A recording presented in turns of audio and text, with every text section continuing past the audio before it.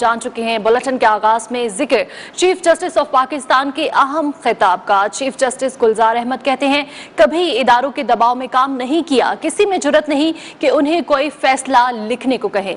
यही किरदार मेरे बाकी सारे जजेस का है। किसी भी गैर जमहूरी सेटअप को कबूल नहीं करेंगे। हमेशा जमहूरियत के साथ थे, हैं और रहेंगे। लाहौर में आसमा जहांगीर की रात में कॉन्फ्रेंस से चीफ जस्टिस ने खिताब किया। सीनियर वकील रहनुमा अली कुर्द के अदलिया के हवाले से खिताब पर जनाब जस्टिस गुलजार अहमद शदीद रद्द-ए-अमल जाहिर किया। कहा, अली अहमद कुर्द ने उनकी अदालत के बारे में जो बातें कही हैं वो उनसे मुत्तफिक नहीं हूं। लोगों में गलत फहमियां पैदा ना करें, इदारों पर से लोगों का एतमाद खत्म ना कराएं। ऐसा तासुर देना गलत है कि अदलिया आजाद नहीं। चीफ जस्टिस का कहना था कि वो अपने ज़मीर और आइन और कानून के मुताबिक फैसले दे रहे हैं। उन्हें ऐसा करने से रोकने की आज तक किसी में हिम्मत नहीं हुई। बताया जाए किसकी डिक्टेशन पर कौन सा फैसला हुआ। मैंने किसी दबाव नहीं लिया किसी इदारे का, ना मैंने कभी किसी इदारे की बात सुनी। मेरे को कोई नहीं बताता कि मैं अपना फैसला कैसे लिखूं। मेरे को कोई गाइड नहीं करता कि मैं अपना फैसला कैसे लिखूं। और मैंने कभी ऐसा कोई फैसला नहीं किया अपने सामने जो मुकदमे मेरे सामने आए, जो मैंने किसी के कहने पे की हो। ना किसी की जरूरत नहीं मेरे को कुछ कहने की आज तक। मैं ये सामने आपसे कहना चाहता, किसी ने मेरे काम में इंटरफियर नहीं किया। मैंने जो अपने फैसले लिए अपने कॉन्सेप्ट के मुताबिक, अपनी समझ के मुताबिक, आइन को समझ के मुताबिक, कानून को समझ के मुताबिक फैसले दिए हैं। मैंने किसी के डिक्टेशन ना तो मैंने आज तक सुनी, ना देखी, ना समझी, ना कोई मैंने ऐसा असरात दिए अपने ऊपर। सरकारी अफसरान और अहलकारों की जानिब से सिटीजन पोर्टल पर अवामी मसाइल हल करने के बजाय गलत बयानी करके जालसाजी का इंकशाफ हुआ। रिपोर्ट वजीर आजम को पेश कर दी गई है। वजीर आजम इमरान खान ने चारों चीफ सेक्रेटरीज और आईजीज को गलत बयानी करने वाले अफसरान के खिलाफ फौरी कार्रवाई की हिदायत करते हुए कहा है कि अवामी मसाइल के हल में कोताही बिल्कुल बर्दाश्त नहीं की जाएगी। अफसरान की जालसाजी के हवाले से तैयार रिपोर्ट में बताया गया कि अब तक पंजाब के 44 सरकारी अहलकार गलत बयानी में मुलव्विस पाए गए, जबकि खैबर पख्तूनख्वा में चीफ सेक्रेटरी ने तहकीकात के नतीजे में 39 अहलकारों के खिलाफ कार्रवाई की। उधर सिंध में 3 सरकारी अहलकारों के खिलाफ एक्शन लिया गया।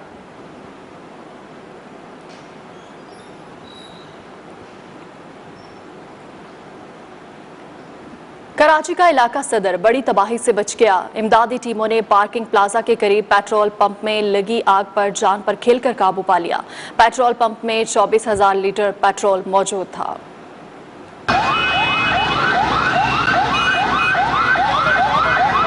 सदर पार्किंग प्लाजा पर पेट्रोल पंप बड़ी तबाही से बच गया।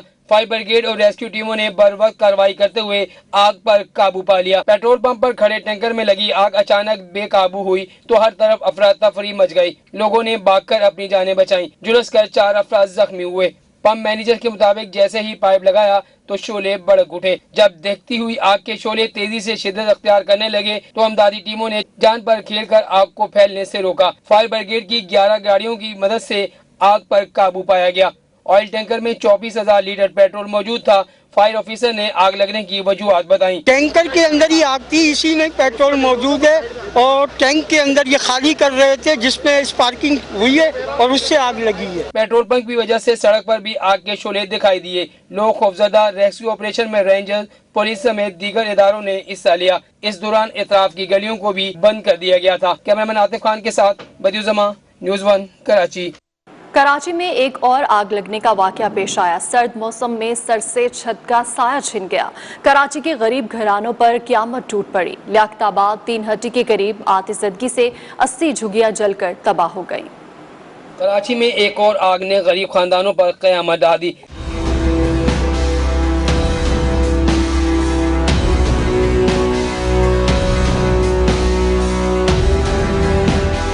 तीन हट्टी के करीब आतिशबाजी से कई झुग्गियां तबाह बर्बाद हो गईं। फायर ब्रिगेड हुकाम के मुताबिक आज सुबह सवेर लगने वाली आग देखते ही देखते भयानक शक्ल अख्तियार कर गई, जिसमें 80 से ज्यादा झुग्गियां जलकर खाक हो गईं। आग कैसे लगी, कच्ची आबादी के मकीनों ने अपनी आप बीती बयान कर डाली। बिजली लगाते हैं ना हम लोग, अंधेरे में बच्चे बैठ नहीं सकते हमारे, और ये क्या बोलते हैं, मच्छर खाते हैं, ये खाते, तो थोड़ी सी बिजली लगा दी थी, तो बिजली के अंदर ये ऐसा काम हो गया सब गरीबों का। वैसे सारे रखे हुए रात को काम करके सारा जल गया। हम लोगों ने आँख खोली, बस धुआं ही धुआं देखा। हाँ, बस अफरा तफड़ी लगी पड़ी, भागो भागो भागो भागो, बस जानी नुकसान अल्लाह ने नहीं किया। सर्द मौसम में कच्ची आबादी के लोगों के सर से छत का साया भी छिन गया। तमाम कीमती सामान जलकर राख हो गया। बच्चों की खुशियों भी आग के बेरहम शोलों की नजर हो गईं। लोग बचा कुचा सामान बचाने के लिए भाग दौड़ करते रहे। 1 घंटे की तवील जद्दोजहद के बाद फायर ब्रिगेड की 10 गाड़ियों ने आग पर काबू पाया। कच्ची आबादी को मुकम्मल तौर पर खाली करा लिया गया। ऑपरेशन में रेंजर्स और पुलिस ने भी हिस्सा लिया।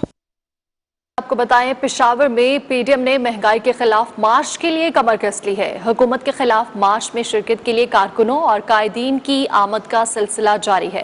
पीडीएम सरबराह मौलाना फजलुर रहमान महंगाई मार्च की क़यादत करेंगे, जबकि मौलाना फजलुर रहमान, शहबाज शरीफ, महमूद खान अचकज़ई, डॉक्टर अब्दुल मालिक बलोच, आफ्ताब शेरपाव, प्रोफेसर साजिद मीर, अहमद दुरानी समेत दीगर कायदीन मार्च से खिताब करेंगे। एहतजाजी मार्च मुफ्ती महमूद मरकज से कोड़ी पुल जीटी रोड की जानिब जाएगा।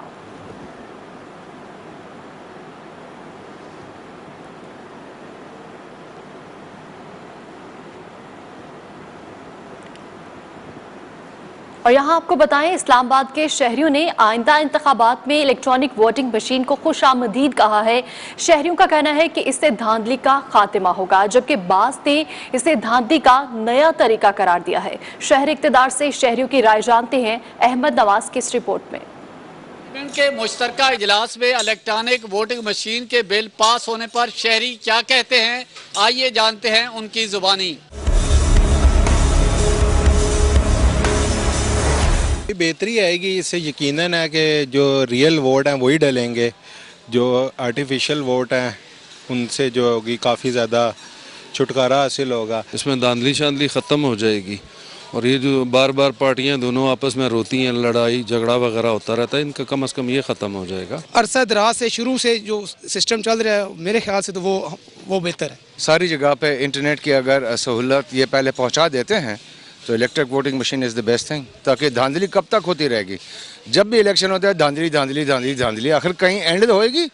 इलेक्ट्रॉनिक मशीन जो है ना कि उससे जो है ना वोट ज़ाया भी नहीं होगा इंशाल्लाह, और जो वोट रिजेक्ट हो जाते हैं वो भी नहीं होगी। इलेक्ट्रॉनिक वोटिंग मशीन पर शहरियों ने मिला जुला रद्द अमल दिया। कुछ ने हुकूमती इकदामात की तारीफ की, जबकि चंद एक ने इस इकदाम के पर तनकीद करते हुए कहा कि ये एक धांधली का नया तरीका ढूंढा गया है। कैमरामैन नवीद कियानी के साथ अहमद नवाज, न्यूज़ 1 इस्लामाबाद। और अब बात करेंगे गैस शॉर्टेज की। मौसम सरमा में एक बार फिर गैस बहरान ने सर उठा लिया है। हुकूमत ने गैस लोड शेडिंग का ऐलान करते हुए शहरियों को ज्यादा से ज्यादा रिलीफ देने का दावा किया है। इस वक्त सिस्टम में कितनी गैस है, कितनी कमी है और कितनी तलब रसद है, इस बारे में जानेंगे इस्लामाबाद से नुमाइंदा न्यूज़ 1 राहिल हसन से। जी राहिल हसन, आगाह कीजिएगा। जी देखिए, सर्दी के मौसम में बढ़ती गैस की जो तलब है उसको पूरा करने के लिए हुकूमत जो है वो तगदो कर रही है। प्लान एक गैस लोड मैनेजमेंट प्लान बनाया गया था, जिसकी मंजूरी भी जो गैस की काबीना की जो तवानाई कमेटी है उसकी जानिब से दी गई थी।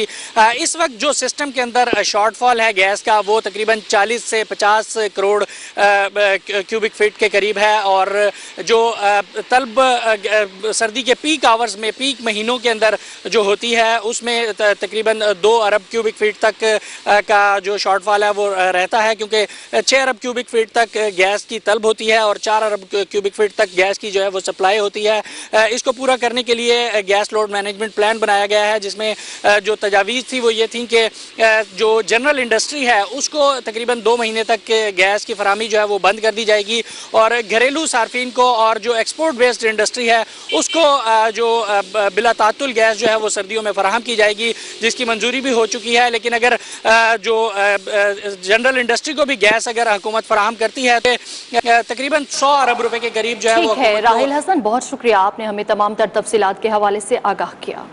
ब्रेक के बाद आपको बताएं, दुनिया भर की तरह पाकिस्तान में भी बच्चों का आलमी दिन मनाया जा रहा है। इस दिन के हवाले से इस्लामाबाद के एक निजी स्कूल की तकरीब में बच्चे पपेट शो, मैजिक शो और आर्ट वर्क से खूब लुत्फानंदोज हुए। हंसते मुस्कुराते बच्चों का क्या कहना था, नुमाइंदा न्यूज़ 1 नीलम अरशद आप तक पहुंचा रही है, आइए देखते हैं। की तरह पाकिस्तान में भी आज आलमी यौम इत्तफाल मनाया जा रहा है। इस मौके पर मुख्तलिफ स्कूल्स में ख़ुसूसी तकरीबात का इनेकाद किया गया है। बच्चा पार्टी इस दिन की मुनासबत से क्या एहसासात, क्या जज्बात रखती है, आइए बात करते हैं बच्चा पार्टी से।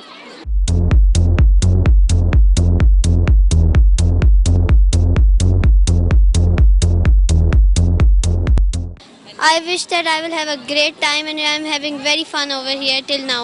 I want to celebrate Children's Day on every day. आप डेली एंजॉय कर सकते हैं तो अच्छी बात है, मतलब आपको करते रहना चाहिए। चिल्ड्रंस डे रोजाना ही हो तो ज़्यादा अच्छा होता है। चिल्ड्रंस डे हर रोज़ मनाना चाहिए क्योंकि बहुत ज़्यादा पढ़ाई भी होती है स्कूल में और फन भी करना चाहिए साथ साथ। I guess children should be appreciated so they do not feel this desire to celebrate it every day. Children Day अब इतने टाइम बाद एक दिन मनाया जाता है। Children go through a lot every day. Like हर दिन उनकी इतनी tough schedule होता है, रोज पढ़ना लिखना and stuff, तो उनकी बहुत busy life होती है। तो मेरे ख्याल में होने चाहिए on and off इस तरह की activities, I guess.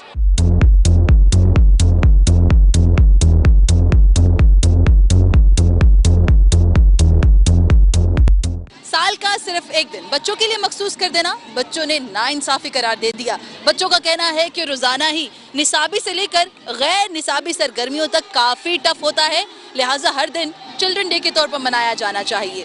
Cameraman Junaid Khan के साथ नीलम अरशद, न्यूज़ 1 इस्लामाबाद। मकबूजा कश्मीर में जुल्म सितम के इंतहा, सबसे ज्यादा भारतीय बर्बरियत का सामना कश्मीर के नन्हे बच्चों को करना पड़ा। जारियत का निशाना बनने वाले मासूम बच्चों के आलमी दिन के मौका पर कश्मीर मीडिया सर्विस की रिपोर्ट ने दिल दहला दिए। रिपोर्ट के मुताबिक गुज़श्ता 33 बरसों से अब तक 909 बच्चे शहीद हुए।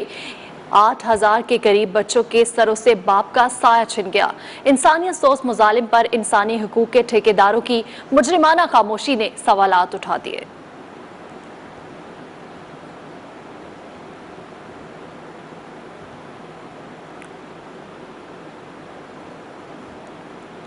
मकबूजा कश्मीर में भारतीय दहशतगर्दी जारी, मजीद एक और कश्मीरी नौजवान को शहीद कर दिया गया। काबिज फौज ने जिला कुलगाम के इलाके में नौजवान को शहीद किया। कश्मीर मीडिया सर्विस के मुताबिक जाली ऑपरेशन की आड़ में निहत्ते कश्मीरी गोलियां बरसाकर उससे जीने का हक छीन लिया गया। सफाक भारतीय फौज ने आशमौजी के इलाके का मुहासरा कर लिया।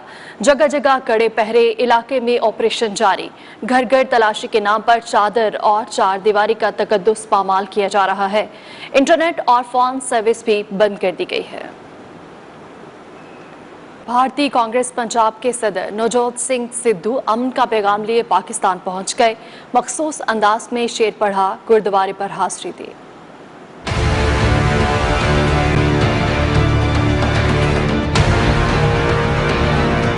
बाबा गुरु नानक का 552वां जन्मदिन, अमन के दाई नवजोत सिंह सिद्धू की पाकिस्तान आमद। साबिक भारतीय क्रिकेटर नवजोत सिंह सिद्धू करतारपुर राहदारी के जरिए पाकिस्तान पहुंचे, जहां उनका इंतजामिया ने पुरतबाक इस्तकबाल किया। मुअज़्ज़िज़ मेहमान पर फूल निछावर किए गए। भारतीय सरहद पर नवजोत सिंह सिद्धू ने मखसूस अंदाज में शेर पढ़कर अमन का पैगाम दिया। मुर्शद अपने दे दर ते मंगण आया एहो मुराद, साडी झोली पा साइयां अमन ते इतिहाद। जीवन सब मावां दे बचड़े बापूआं दे दिल शाद, ते अमन शांति ते आपसी भाईचारे दी बाबे नानक दी विचारधारा सदा रहे आबाद। नवजोत सिंह सिद्धू ने करतारपुर साहब के गुरुद्वारे पर हाजिरी दी। नवजोत सिंह सिद्धू अहम शख्सियात से मुलाकातें करेंगे। वो ननकाना साहब समेत सिखों के मुख्तलिफ मजहबी मकामात भी जाएंगे। खबर शामिल करेंगे खेलों के मैदान से। ढाका में पाकिस्तान और बांग्लादेश का दूसरे T20 में मुकाबला। बांग्लादेश के 109 रन के ताकुब में पाकिस्तान की तरफ से बैटिंग जारी है, जबकि पाकिस्तान की एक विकेट गिर चुकी है। कप्तान बाबर आजम मुस्तफिजुर रहमान की गेंद पर आउट हुए। रिजवान और फखर जमान क्रीज पर मौजूद हैं। बांग्लादेश ने पहले खेलते हुए मुकर्ररा ओवर्स में 7 विकेटों के नुकसान पर 108 रन बनाए थे। कौमी टीम की जानिब जबरदस्त बॉलिंग का मुजाहरा किया गया। शाहीन आफरीदी और शादाब खान ने 2-2 खिलाड़ियों को शिकार किया। मोहम्मद वसीम ने एक खिलाड़ी पवेलियन की राह दिखाई, जबकि शाहीनों ने बंगाल टाइगर्स को पूरे मैच में काबू किए रखा। बांग्लादेश के नजीमुल हुसैन ने 40 और रफीफ हुसैन ने 20 रन बनाए।